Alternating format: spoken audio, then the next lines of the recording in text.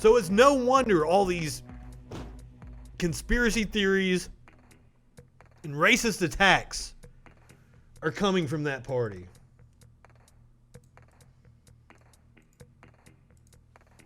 And when you have leaders like that, you end up with plots like what happened to the governor of Michigan. And I saw this story a couple of days ago, and I didn't look at it. Oh my God. Let's listen to some of the details of the plot to kidnap Governor Whitmer. Alan, there was a plan B that militiamen had drawn up that involved a takeover of the Michigan Capitol building by 200 combatants who would stage a week-long series of televised executions of public officials. And according to government documents now on file in Lower Michigan, there was also a Plan C, burning down the State House, leaving no survivors.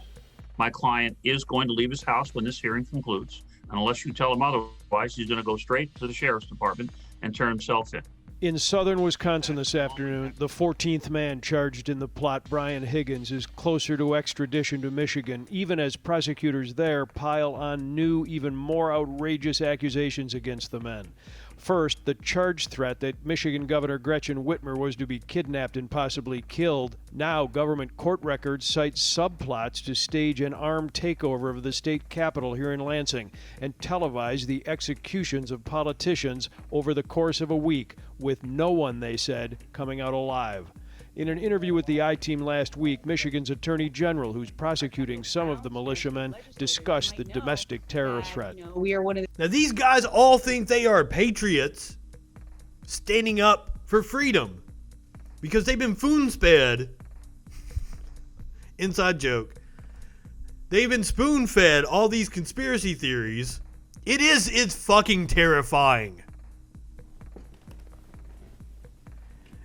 And these are the same people that are threatening me all over Parler, telling me they're going to dox me. There are way more of them than I ever would have thought.